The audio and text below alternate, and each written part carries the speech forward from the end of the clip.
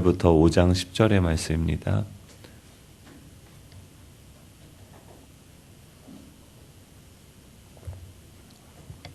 히브리서 4장 14절부터 5장 10절의 말씀 한 절씩 교독해서 읽겠습니다.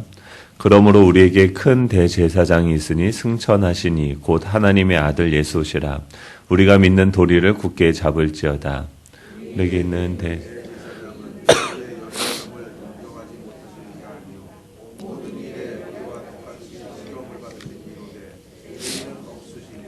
그러므로 우리는 긍휼하심을 받고 때를 따라 돕는 은혜를 얻기 위하여 은혜 보좌 앞에 담대히 나아갈 것이라.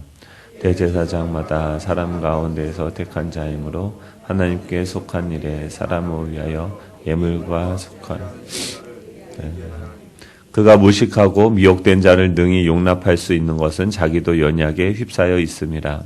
그러므로 백성을 위하여 속죄제를 드림과 같이 또한 자신을 위하여 드리는 것이 마땅하니 이 종기는 아무도 스스로 취하지 못하고 오직 아론과 같이 하나님의 부르심을 받은 자라 하야 할 것이니라. 또한 이와 같이 그리스도께서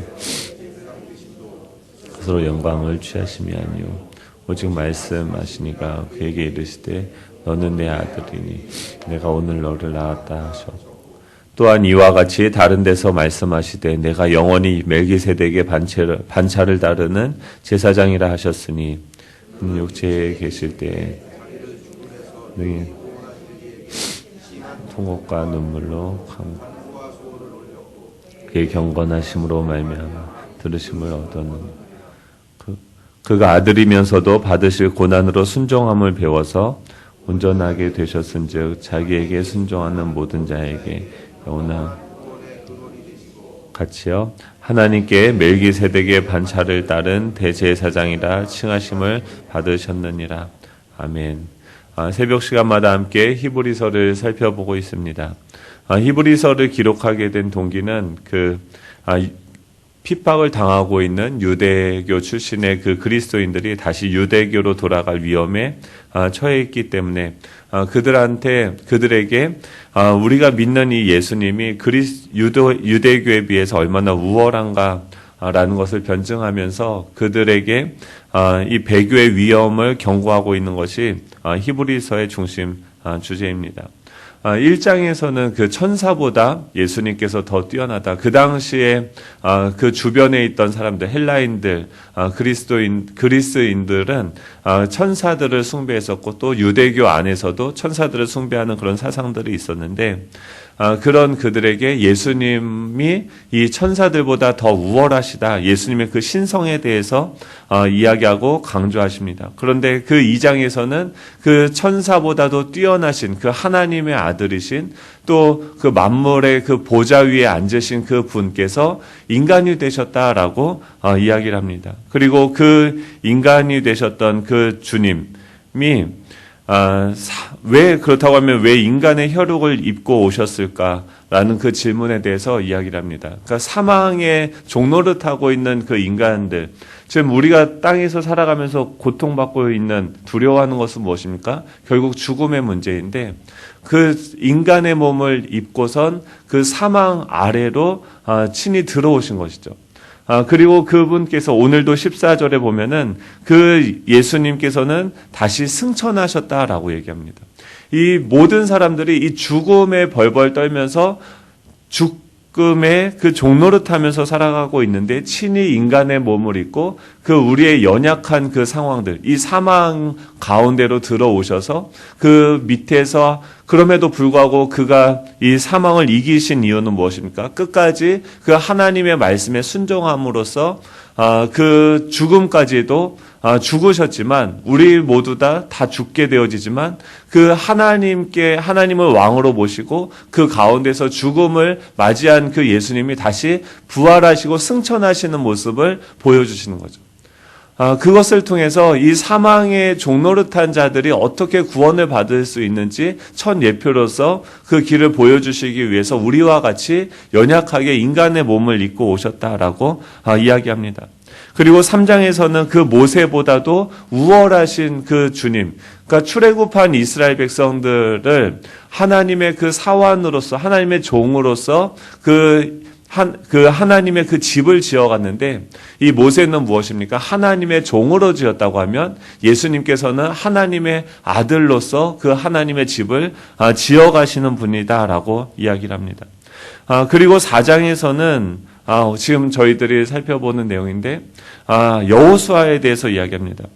즉 이 안식에 대해서 이야기하면서 여호수아가 가나안 땅을 정복한 게 무엇입니까? 지금 다 이 죄의 사망의 지배를 받고 있는 그 땅 가운데 하나님께서 안식을 주시기 위해서 안식이 무엇죠? 원래 인간은 그 안식 가운데 안식을 누리면서 살도록 창조되어졌죠.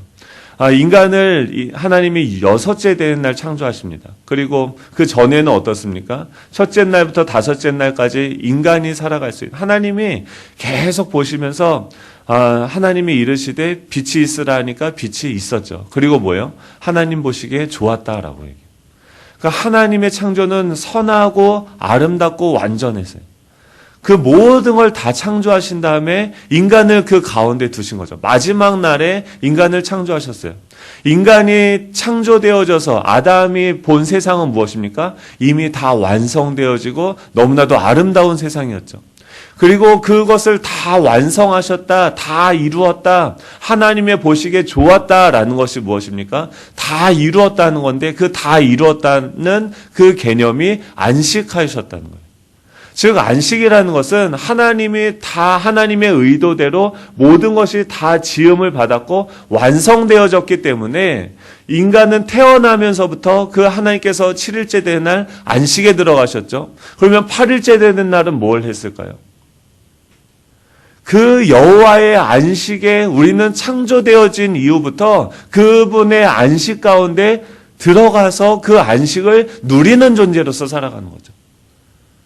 지금은 이 노동이나 우리가 살아가는 모든 환경들이 죄가 들어오면서부터 깨어져서 이 먹고 사는 것 수고로워져야 되고 이 사망의 종노릇하면서 살아가야 되지만 그 당시에 이 안식 가운데 우리가 누렸던 그 안식은 무엇입니까? 하나님이 다 완성하신 것을 우리가 보면서 노동을 하면서 씨를 뿌리면서 그것이 자라가면서 이런 모든 것들을 보면서 하나님의 그 창조의 위대하심을 보고 기뻐하고 찬양하고 예배하는 거죠. 우리가 이 땅에서 살아가는 것 존재 자체가 하나님이 행하신 그 모든 위대하신 일들, 이 피조물들 아침마다 한번 보세요. 지금 들판이 얼마나 아름답습니까? 그런 것들을 보면서 하나님의 그 솜씨, 그 피조물들의 그 아름다움을 보면서 보이지 않는 그 하나님의 영광을 우리가 마음껏 누리고 기뻐하면서 창조하는 거죠. 그런 것들을 이제 그분의 성품을 따라서 다스리는 존재, 그게 우리의 원래의 모습이었죠. 원래 안식 가운데 살아가는 거예요. 근데 죄가 들어오면서 그 안식이 깨어졌죠. 그래서 우리는 사망의 종노릇하고 죄의 종노릇하고 또 이 사단의 종노릇하면서 살아갈 수밖에 없었는데 구약에 보면 그런 우리를 구원하시기 위해서 하나님이 율법을 주셨죠. 말씀을 주시고 또 모세를 보내주시고 여호수아를 보내주셨는데 다 어떻게 해요? 구약 시대에 모세의 율법도 우리를 구원할 수 있었습니까? 없었습니까? 없었어요. 이 여호수아가 그 광야에서 40년을 훈련받고 그 모든 걸 다 하면서도 가나안 땅에 가서 그 가나안 땅을 정복하는 게 뭐예요? 하나님의 말씀에만 반응해서 온전히 순종하는 그것을 보여주는 것이 가나안 땅이잖아요. 작은 그 에덴 동산, 작은 천국을 보여주는 것이 가나안 땅인데 결국 여호수아도 그 가나안 땅을 완벽하게 정복하지 못해요. 그 말은 뭐예요? 다 이루지 못했다는 거예요. 안식을 완성하지 못했다는 거예요. 그런데 예수님은 어떠십니까? 예수님은 이 땅 가운데 오셔서 그 안식을 십자가 위에서 하나님의 말씀에 우리와 똑같은 그 모습으로 인간의 모습을 입고 이 땅에 오셨음에도 불구하고 우리와 똑같지만 죄는 없으신 분으로서 그 하나님의 말씀에 죽기까지 순종하심으로 어떻게 해요? 다 이루신 거예요.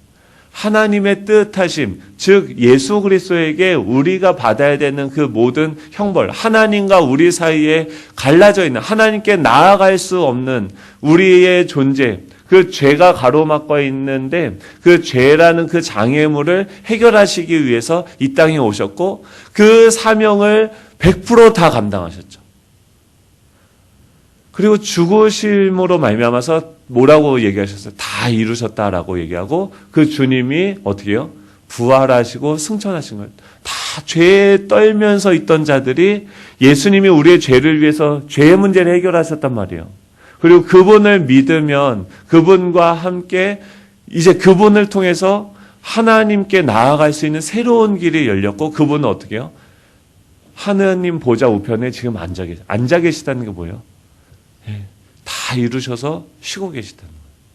근데 그분의 하셨던 이미 그 사역들은 우리 가운데서 지금도 계속해서 영향력을 발휘하고 궁극적으로는 그 예수님의 그 안식에 들어가는 것처럼 우리가 참여하게 되어지는 거죠. 어제 봤던 그 말씀은 안식에 들어가지 못할까봐 들어가기를 힘쓰라라고 얘기해요. 그 말은 뭐예요? 우리가 안식에 들어가지 못하고 있다라는 거죠.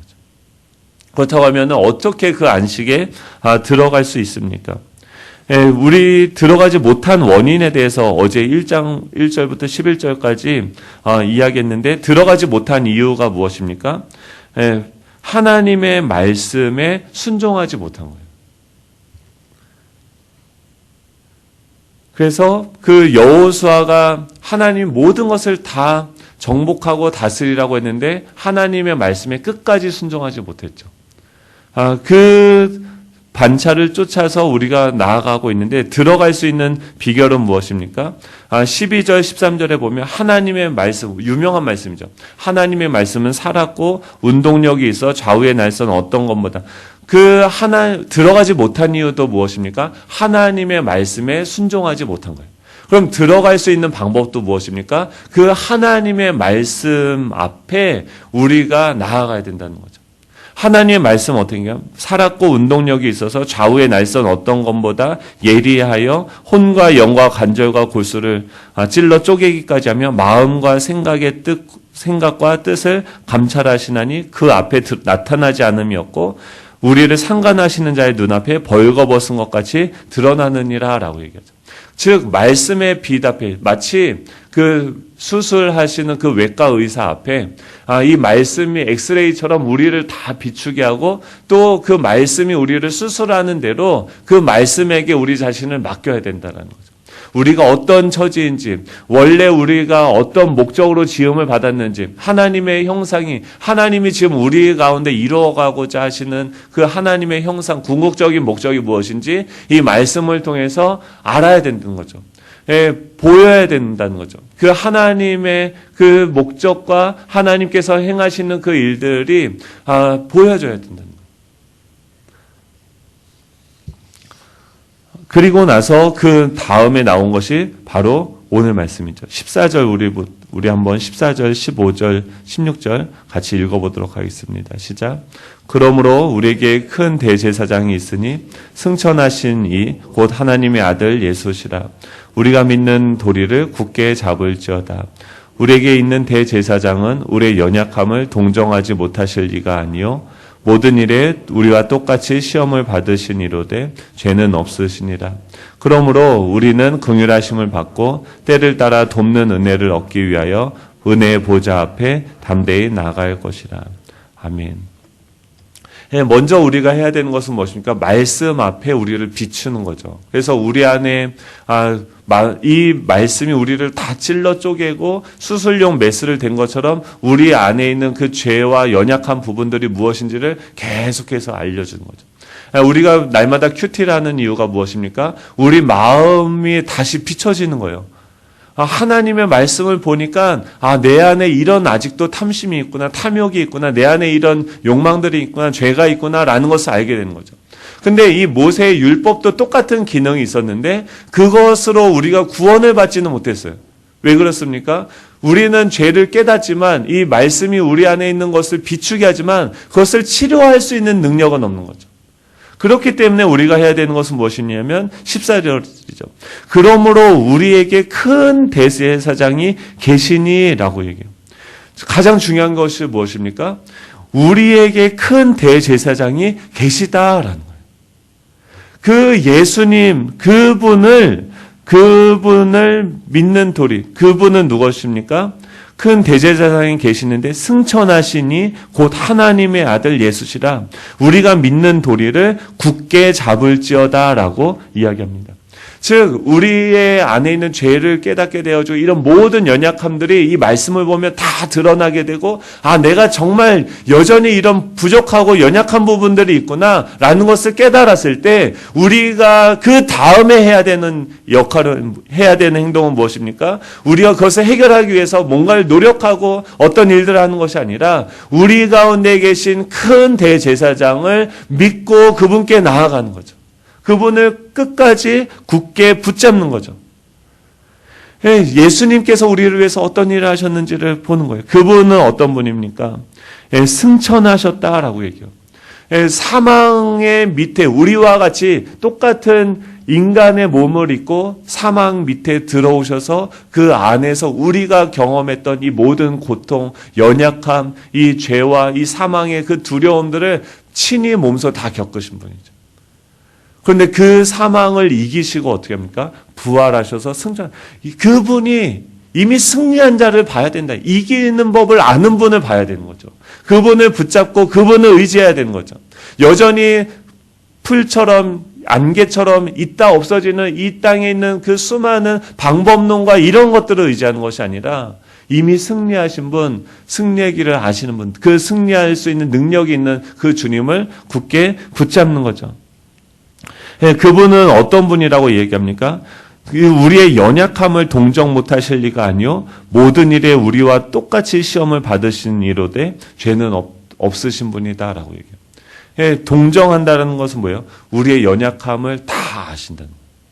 우리가 말씀이 드러나고 우리의 말씀이 우리 안에 비춰졌을 때 우리의 연약함을 깨닫게 되어졌을 때 우리가 느끼는 감정은 무엇입니까? 자괴감이죠. 나 자신에 대해서 굉장히 자책하게 되고 굉장히 실망하게 되죠. 나 자신도 이런 나 자신을 어떻게 하나님 나 자신도 내가 용서가 안 되고 나 자신도 나를 사랑할 수 없는데 주님 어떻게 해야 됩니까? 라고 했을 때 주님이 어떻게 말씀하세요? 야 성범아 내가 알아.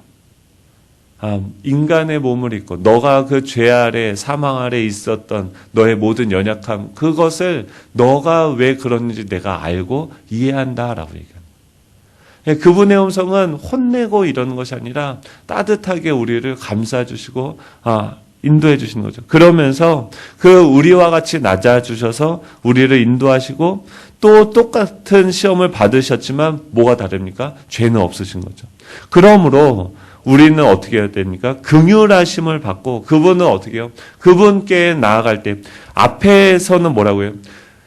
안식에 들어가기를 힘쓰라는 거예요. 안식에 들어가지 못할 것을 두려워하라고 얘기했단 말이에요. 4장 처음에는. 근데 어떻게 해요? 어떻게 하면 16절에는 어떻게 해요? 담대하게 나아갈 것이다 라고 얘기했는데 어떻게 담대하게 나아가고 어떻게 하면 담대하게 그 안식 가운데 들어갈 수 있습니까? 긍휼하심을 받아야 되는 거예요. 그분께 나아가서 우리의 모든 연약함들 다 아시는 그분께 나아가서 그분께 나아가면 그분은 어떻게 우리를 대해 주십니까? 긍휼하심으로 우리를 대해 주시고 때를 따라 돕는 은혜를 얻기 위하여서 하나님께 은혜 보좌 앞에 담대히 나아갈 것이다. 예수님을 믿는 도리를 굳게 붙잡고 그분의 긍휼하심을 받고 은혜 보좌 앞에 담대히 나아가라라고 이야기하는 거예요. 안식에 들어가는 것은 우리가 기도를 몇 시간 하고 말씀을 몇 시간 하고 무언가 어떤 종교적인 행위와 그 열망을 가지고 어떤 것들을 하는 것이 아니라 우리를 위해서 십자가에 죽으시고 부활하신 그 예수님께서 행하셨던 모든 것들, 그 예수 그리스도가 우리를 위해서 행하셨던 그분의 사역을 근거로 해서 그것을 믿음으로 말미암아서 그분께서 우리를 위해서 이렇게 하셨으므로 우리가 그것을 믿고 나아가는 거죠. 그러면 그분은 우리를 거부하시는 게 아니죠. 우리를 공감해 주시고 다 아시는 거죠. 우리가 시험을 당해서 더 이상 버틸 수 없을 때, 그때 평안이 무엇입니까? 샬롬이 무엇입니까? 예, 그 하나님의 얼굴의 빛이, 그 하나님께서 나를 바라보시는 그 눈빛과 내 눈빛이 마주치는 게 뭐예요? 그게 평안인 거죠. 주님이 내 사정을 아시는구나. 내가 지금 이렇게 힘든 걸 아시는구나. 그리고 그분께서 지금 나를 인도하시는데 이것을 허락하셨다고 하면 이것은 선한 거구나라고 우리의 생각과 마음이 바뀌게 되어지는 거예요. 다시 소망이 일어나는 거예요. 우리의 영혼이 다시 솟게 되어지는 거예요. 언제요? 이 예수님을 믿는 도리를 굳게 붙잡을 때, 그 대제사장 앞에 나아갈 때 은혜 보좌 앞에 어떻게 나가요? 담대하게 나아가는, 뻔뻔하게 나가라는 거예요. 우리 맨날 질 수밖에 없는 연약한 존재라는 거 주님이 아신다는 거예요. 그래서 그 모습 그대로 나아가는 거 주님이 거부하지 않는다는 거예요. 그냥 나아가면 주님이 우리를 불쌍히 여겨주시고 받아주시는 거죠. 그러면서 5장 1절부터 10절까지는 무엇을 얘기하냐면 이 대제사장, 그러니까 앞에서는 4장에서는 안식에 대해서 이야기했다고 하면 그 안식으로 우리를 인도하시는 이 대제사장이신 그 예수님이 얼마나 위대하신 대제사장이신지를 보여주는데 아론과 이 예수님을 비교합니다. 아론은 어떤 자였습니까? 1절부터 4절까지 1절부터 5절 보면요. 이 아론은 자기를 위해서 똑같은 건 뭐예요? 아론과 예수님이 똑같은 건 뭐냐면 똑같이 하나님이 택하셨고 똑같이 하나님이 부르셨다. 그런데 아론은 뭐냐면 이 똑같이 우리의 연약함을 알아요. 아론도 우리와 같이 인간이기 때문에 똑같이 그 연약함에 휩싸여져 있고 알게 되어지지만 그는 자신을 위해서 제사를 드려야 되는 존재죠. 그러니까 본인의 그 연약함, 그러니까 땅에서부터 출발한 거예요. 땅 인간으로서 하나님께 나아가는데 본인 스스로의 존재로서는 나아갈 수 없고 본인 자신을 위해서도 뭔가 대속제물이 필요한 거죠. 자신을 위해서 제사를 따로 드려야 돼요. 그 제사를 드리기 위해서 자신이 제사를 따로 드려야 돼요. 따로 드릴 때 제사를 드리는 게 뭐예요? 나의 죄를 대신해서 어떤 존재가 죽는 거죠. 근데 예수님께서는 뭐가 다릅니까? 이 아론이 드린 제사는 뭐예요? 죄를 지을 때마다 또 그 제사를 반복해서 드려야 하고 또 드려야 되고 아론은 뭐예요? 그 제사를 드릴 때마다 또 자기를 위해서 제사를 드려야 돼요. 그러니까 이 제사를 드릴 때마다 뭘 경험하는 거예요? 우리의 불완전성을 경험하는 거죠. 그런데 하나님의 아들이신 이 예수님은요, 이 레위의 그 지파를 쫓아간 것이 아니라 멜기세덱의 그 절차를 쫓아갔다는 거예요. 멜기세덱은 영원하신 왕이에요. 즉 영원하신 왕으로서 원래 예수님 뭐예요? 하나님의 영광을 나타내는 하나님이신 거죠. 그 하나님이신 그분께서 그 스스로 그 영광을 나타내실 수 있는 그분께서 스스로 낮아지셔서 그 제사를 드리는 거예요. 그리고 예수님은 자신이 제물이 되시고 영원한 제물이 되시고 영원한 제사장이 되셔서 우리를 위해서 그 제사를 드리시는 분이시다. 그래서 그분의 제사는요, 완전한 거죠. 왕이 직접 드리는 거예요. 하나님이 직접 그 제사를 드리는 거죠. 그리고 그는요, 그 영원히 멜기세덱의 반차를 쫓는 분이었고 육체에 계실 때에도 받으신 그 고난을 순종하셨다라고 이야기하죠.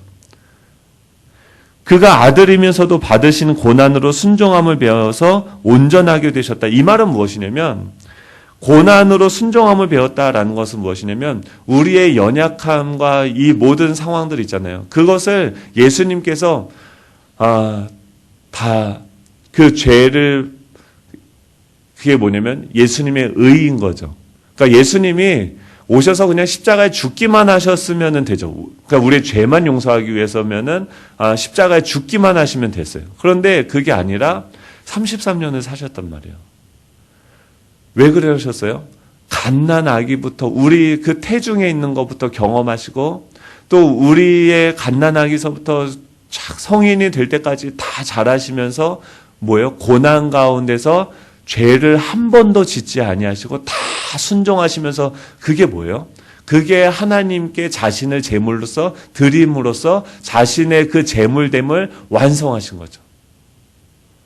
그러니까 우리가 경험하는 이 땅에서의 모든 고난과 그때 우리가 범할 수 있는 연약함들, 죄들, 이런 모든 것들을 주님이 순종을 다 하신 거예요. 의를 이루신 거예요. 의라는 건 뭐예요? 하나님이 보시기에 점도 흠도 없는 완벽한 상태를 주님은 순종함으로써 다 이루신 거죠. 그분의 의로서 하나님께 제사를 드리는 거죠. 그러니까 우리가 하나님한테 나아갈 때 뭘로 나가야 됩니까? 우리의 의로우며 우리가 뭘 하나님 앞에 무언가를 했다는 그 알량한 우리의 행위, 어떻게, 내가 정말 하다가 오늘 하나님 저 사람을 도와줬는데 그 사람을 도와줬으니까 하나님 나도 도와줘야 되지 않습니까? 이런 걸로 나가는 게 아닙니다. 예수님이 이루신 그 의를 힘입어서 나아가는 거예요. 아론과는 비교도 할 수 없는 그 대제사장이 우리 가운데 계심을 믿으시기 바랍니다. 이 예수님은요, 우리의 모든 연약함을 다 체휼하시고 동정하시고 다 아세요. 넘어져도 아세요. 그래서 우리를 위해서 오셨고 사망 가운데, 그런데 어떻게 해요? 그 사망 가운데서 온전히 100% 다 순종하시고 십자가에 죽으심으로써 하나님의 그 의를 다 이루신 거죠. 오늘 살아가면서요, 그걸 믿는 거예요. 지금 여러분 우리가 고민하고 있는 문제들, 염려들 다 있지 않습니까? 근데 그 끝은 뭐예요? 다 이루신 거예요. 우리의 종착점은 무엇입니까? 하나님 보좌 우편에 앉으신 것처럼, 그가 우리의 첫 예물이 되신 것처럼, 첫 열매가 되신 것처럼, 그 같은 나무에 있는데 하나만 사과가 열리고 하나만 포도가 열리고 우리는 배가 열리고 이럴 수 있습니까? 그럴 수 없는 거죠. 우리도 그와 같이 하나님의 완성된 그 구원에 참여하게 될 거죠. 그것을 바라보면서 지금 어떻게 해야 돼요?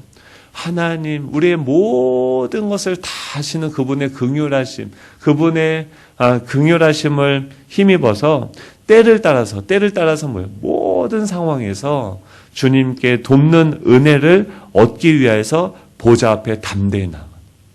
여러분, 담대하게 나아가시기 바랍니다. 우리는 부족하다고 하나님이 정죄하지 않으세요. 정죄는 사단이 하는 건데 이미 우리는 이 죄의 문제를 해결받은 줄 믿습니다. 은혜의 보좌 앞에 담대히 나아갈 때 주님이 우리 안에 있는 그 주님의 안식 가운데 우리를 누리게 하는 거죠. 다시 그것이 완성되어졌을 때 처음 그 아담이 그리스도 안에서 누렸던, 그 에덴에서 누렸던 그 안식의 그 삶들 있잖아요. 그것을 지금 어떻게 해요? 예수 그리스도 안에서 우리가 누릴 수 있는 거예요. 그 안식을 소유하고 누릴 수 있는 저와 여러분이 되면 좋겠습니다. 오늘 끝나고 가시면서 저 들판에 있는 보면서 오늘 하늘이 얼마나 멋있어요. 그걸 보면서 하나님을 찬양할 수 있는 자유가 우리에게 있습니다. 문제에게 굴복하는 게 아니라 하나님을 찬양하고 예배할 수 있는 저와 여러분 되시면 좋겠습니다. 기도하겠습니다. 하나님 감사드립니다. 부족한 저희